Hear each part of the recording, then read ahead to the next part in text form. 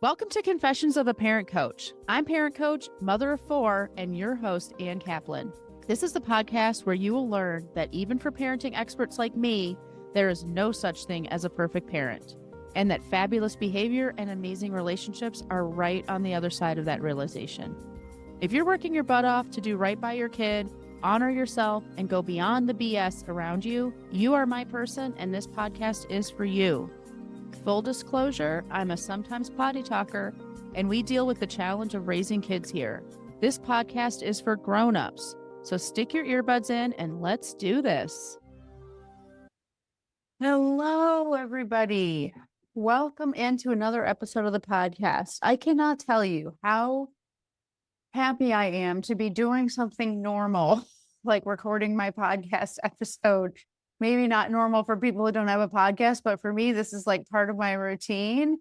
And I have been so out of it the last week because my little baby dog, Nala, she's not really a baby. She's 6 years old, but she's a tiny little 8-pound long-haired mini dachshund. She got really sick and we couldn't figure out what's going on with her. And I wound up having to taking her to the vet like a million times. And finally, her back legs started not working. And that's when the vet, here I am up in Traverse City, which is like the magical place that I run the retreat every year. It's so beautiful. It's lovely. It's like the perfect combination of like being in a cottage in the woods on a lake, but then also having access to a really nice airport just 20 minutes away, and grocery stores and all the modern conveniences, but not all the modern conveniences, because once Nala's little hind legs started to go out, the vet up here said, she's got something neurological going on. We don't have the equipment to even diagnose her, let alone treat her. You need to drive downstate with her. She needs an MRI. She needs, whatever the MRI indicates, blah, blah, blah, blah. And so for the last week, I have just been driving downstate 2.5 hours to get her treatment. I stayed overnight in a hotel one night. Then we figured out that she had like ruptured a disc in her spine and she needed spinal surgery. So I had to leave her there and come back up to the cottage and then go back down when she was ready to get picked up. And since then, she's just needing like around the clock nursing care, like all these medicines and all this stuff. So in the last week, my life has just been turned upside down. I went from like, floating on my paddleboard and just reveling in the magical nature all around me to like, oh my God, my baby dog, what's going to happen? So the good news is she pulled through surgery okay. She's going to be all right. It's just, it's like having a newborn baby again. Like I get up with her probably like every 4 hours or so throughout the night. And also she's even more fragile than a newborn baby because we can't like do anything to strain her back at all for a whole month. She basically has to be in her crate and everything. So I'm exhausted and like anxious. Thank goodness for my regular practices and my meditation, my my skills, because through all this, I've still meditated every day, like I always do, actually twice a day. And, but like I said, very nice to be back here in my little podcast mode, talking to you all and just being in my regular routine a little bit, just even a little bit.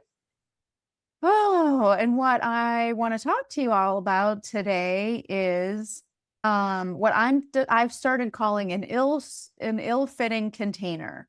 When we are parenting our kids and things just seem to like just not be working.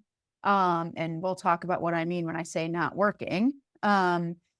Sometimes it's important to look at the container that we've created. Is it an ill-fitting container for this person or for our family or for ourselves? And I'll give you an example from my own life, my little confession for you. When my oldest kiddo turned 14, as you probably have heard me talk about in previous episodes, he really struggled. He was struggling with extreme depression. And as a result of that, he was also struggling with extreme behavior problems like skipping school. He fell behind. He was failing all his classes. He was doing drugs. He was sneaking out, like all the things that you wish your child would never do. All those things were happening. And, in the beginning, well, shoot, like I'm a parenting professional. I'm a parent coach. I know how to respond to behavior. And so I just did what I do.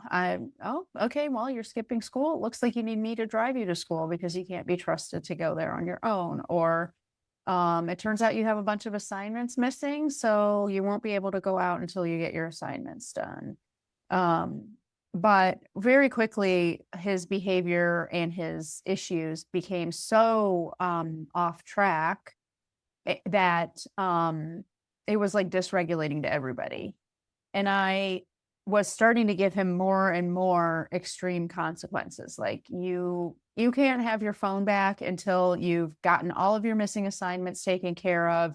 You've gone to school without skipping for an entire week. You've made amends with your siblings who you mistreated this week, and you cleaned your room or whatever. Seems, I mean, if you have a teenage kiddo out there who's kind of gotten off the rails, I bet you this probably seems like totally normal behavior, or no, sorry, normal response to misbehavior, not totally reasonable, but it's not. And I didn't really understand that, even me as a parenting professional, I think for two reasons. First of all, I'd never had a teenager before. So before you really live it, it's all academic. And the second is I was dysregulated. I was like really freaked out. Like, what is going on with my kid? This isn't who he is. Like, what are we going to do? Nothing. This is the first time ever that me, really buckling down, locking in, and parenting him really well isn't working. So between those two things, my newbie status as a parent of a teenager and my own personal emotional landscape, I just kept doubling down on these consequences and et cetera, et cetera. And it wasn't until we started working with some outside people that I was a little bit schooled, and just like, how is this child ever going to get a win and have any motivation to continue to succeed or try if the bar to get his phone back, for example, is so extreme. And what I learned then was, just a little bit more about the teenage brain.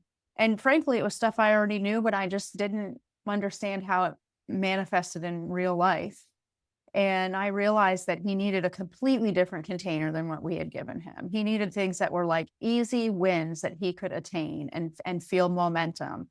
He needed a lot of things taken off of his plate that he could not really engage with at that time. He needed a lot of stuff that we were not giving him. We had created this container that did not fit him at all, and we basically had set him up to fail. So sometimes that's a great example of a container being ill-suited to the child. I also have made containers that are way ill-suited to my children. Usually when I'm making ill-suited containers, they tend to be too big and expansive, and I'm expecting my kids to have capacity that they don't, or have like executive functioning that they don't. So it's like, oh, as long as you have all your homework done by Friday, that's it. Well, that's fine for a senior in high school or a sophomore in high school, but when you give that that kind of a container to a second or a third grader, they can't do that. That's ridiculous.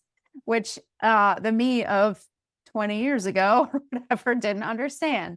So let's talk about this ill-suited container idea. And I'll give you an example, a third example that's not from my own life. It's actually from a conversation that I had with a client this week.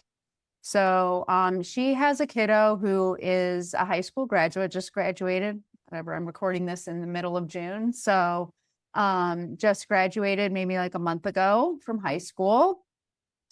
and went out with her friends, was supposed to be home by curfew, but didn't come home. And when she did come home, she had a boy with her and all of these things. And, you know, my client was, coming to me to figure out, well, how do I deal with the fact that this kiddo has like broken all these rules, and, what's the response and everything. And then also what had happened was the mom had already given some consequences. And even though it wasn't all the way resolved, or she hadn't gotten a bunch of like lectures or whatever from her parents, the next day she was really ashamed of herself for having like broken these rules and just gotten a little too crazy or whatever. And she was just beside herself with shame of, why do I keep doing these terrible things? I don't know what's the matter with me. I can't make great choices, blah, blah, blah, blah. And we had a lot of conversation about how to support kids around shame, and what do you want the response to this situation to be. And but then we also looked, maybe like zoomed out a little bit, and we're like, is this really an appropriate container for a high school graduate who's an adult? Like, should she have a curfew? Should she be expected not to be doing things with boys or going out and partying with her friends? Like, maybe this is a container that she's outgrown. And that is also I gave you a few examples of times when I made containers that were like way too big for my kids and they really couldn't handle it. Now, this is an example of a container that is a little too small, in my opinion. And as this client came to that conclusion as well, because when we're expecting kids who have this sort of developmental level. So, for example, in this scenario, a kid who's an adult and it's very normal for her to want to be in charge of her own time, for her to be, following her sort of social journey, for her to be curious and experimenting romantically, for all of these things are right on time. There's nothing wrong with them. And even my client, when we were talking, she was like, I totally get it. I did stuff like that when I was her age. It's not a big deal, all of this stuff. But, I'm just really, and I'm not angry with her or anything. I'm just really disappointed. And I was like, well, you're telling me that all the things that she did are normal and they're not a problem, but you still have rules against them. You're telling me that you're disappointed in her, even though you know that what she's doing is perfectly normal and not a problem. Why are you disappointed?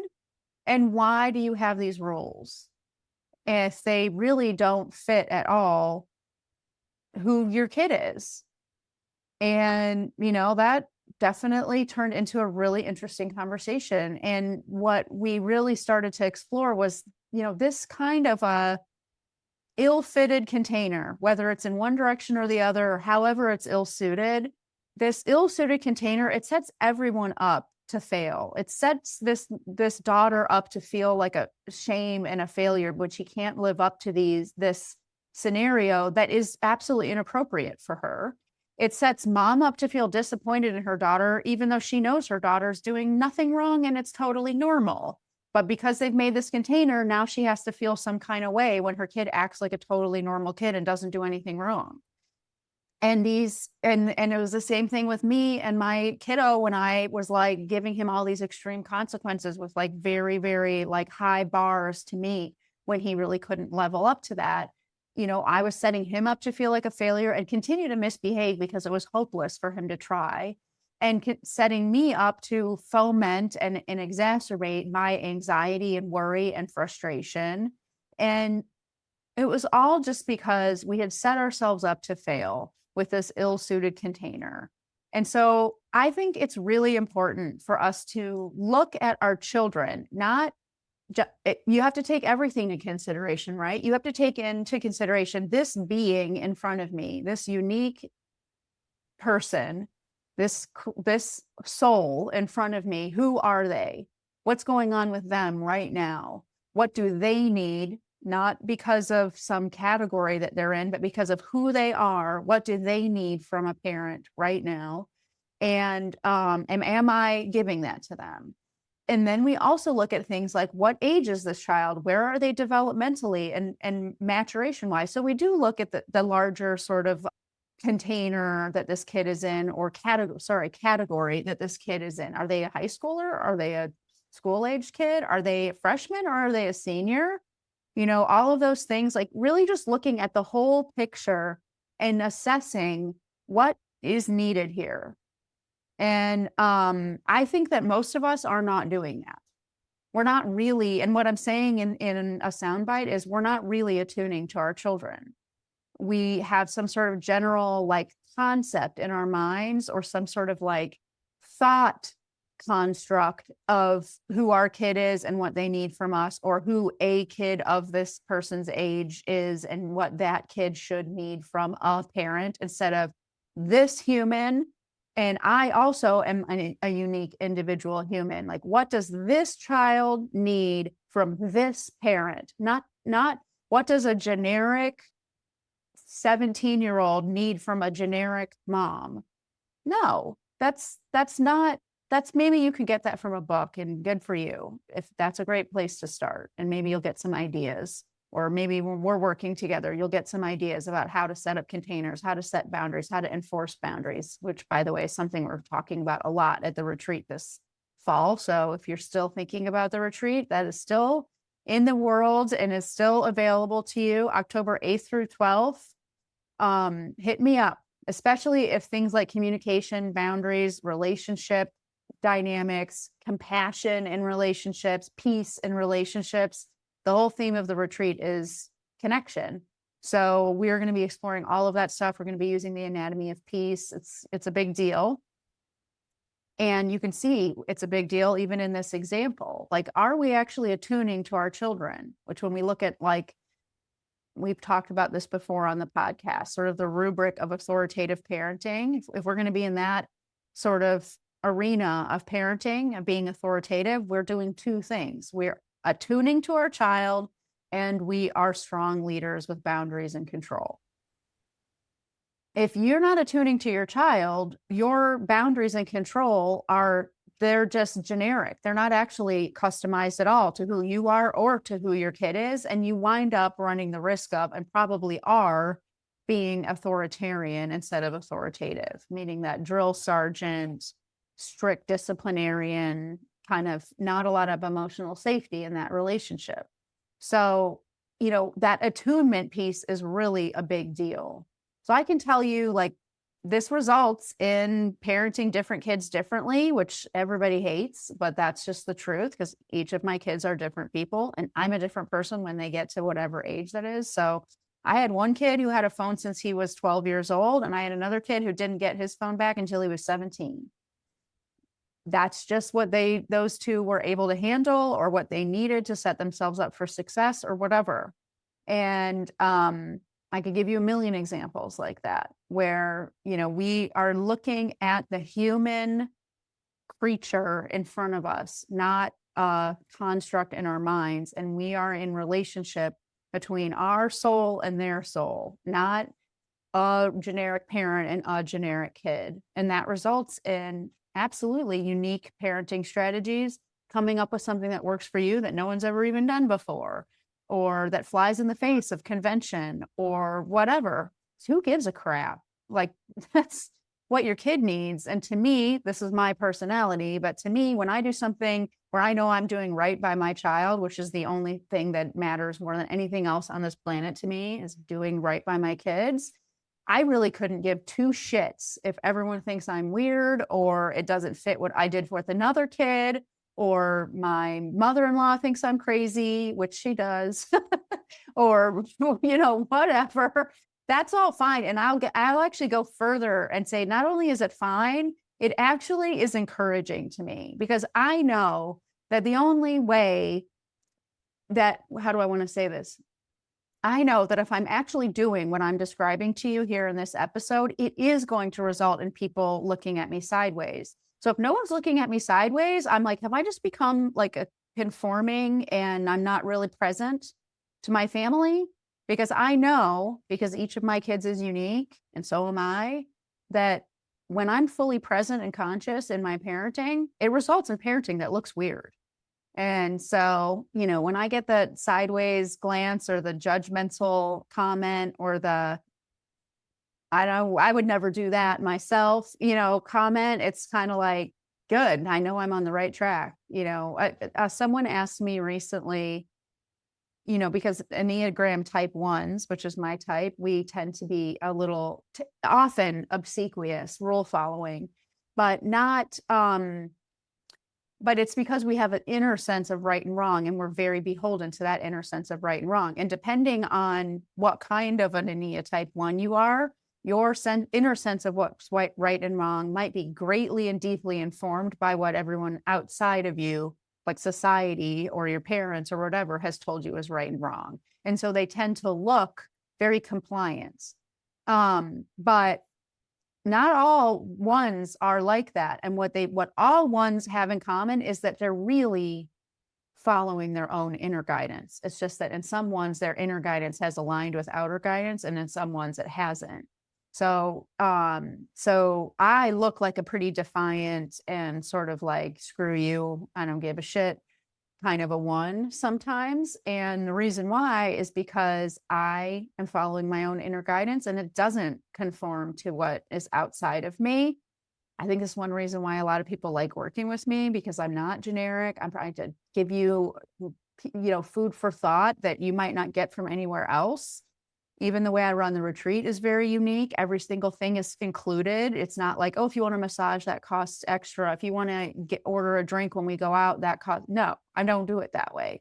I often will kind of go in a different direction than a conformist direction. So a lot of times when people hire me, I'm like the first person who's ever said to them whatever it is I've said to them. They've heard all of this stuff from conventional sources, and then they come and work with me, and I'm like, well, what about this? Maybe this is what works for you. Or it sounds like you've already figured out something that works for you. You're just telling yourself that it's not okay because it doesn't look quote unquote normal or whatever. And there's a lot of this like, oh, I hadn't thought of it that way. So when this person asked me about being defiant, I said, I actually get a lot of pleasure and satisfaction from being defiant in the direction of my values.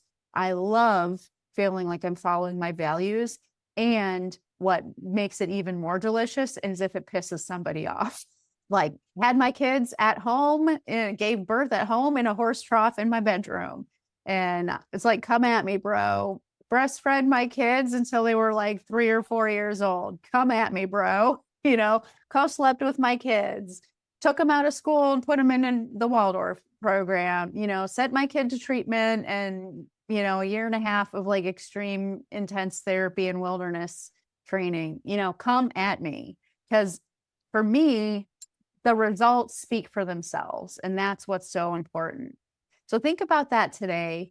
Think about where you yourself might be in an ill-fitting container, or maybe you've constructed an ill-fitting container that just, it feels like you're wearing a shoe size too small, or it feels like you're in this expansive cavern and it's way too big, or it feels that way for your kid. Think about that and think about what, if you were starting from zero without any sort of conventional wisdom telling you what it's supposed to look like, what container would you construct? What does work for you? Think about that. And I can't wait to hear from you soon. And if you are still thinking about coming on the retreat, you are in the right place. It is not too late at all.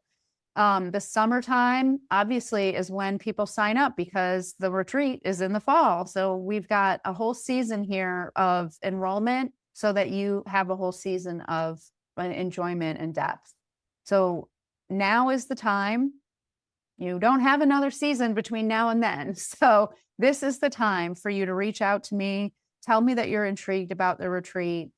Let me answer all of your questions for you. Let me make it fit for you and your budget. Let me make sure that you feel comfortable and so plugged in. And let me help you, even give you a little bit of direction on what you can do to prep yourself in the meantime and even begin the work before we even met, if you like that, if you're that kind of person. A lot of people are, a lot of people aren't. But some people really like that. So reach out to me, please. This retreat is for you. You've probably at this point listened to me talk about it for, I don't know, at least 8 episodes of the podcast and thought, oh, that sounds really nice. Oh, someday maybe me. I don't think I can make it work this year, but maybe someday. Bullshit. This retreat is for you. Stop stopping yourself from it and maybe experience what it's like to be in this kind of a container. Speaking of ill-fitting containers, this container is not ill-fitting. It is so perfectly fit just to you, no matter who you are. I spend a lot of time before you even sign up for the retreat, and then absolutely afterwards, finding out exactly what kind of container fits you best and creating it for you so that by the time you get here, you are being held in something that was made for you. Can't wait to talk to you again soon. Bye, everybody. The episode is over, but there's more waiting for you. You can grab my free workbook, Getting Kids to Listen the First Time, that walks you through the fundamental principles I teach all of my clients and applies them to this very universal parenting challenge. So if you're sick of repeating yourself all day long or just want to learn more about my style, you'll definitely want to go to bit.ly/kidswholisten. And if you're ready to work with me, let's meet. Set up a free call at bit.ly/Kaplan call, and let's create an action plan that gets you exactly where you want to go. And of course, links to all this goodness are in the show notes. Thanks for joining, and I'll see you next time.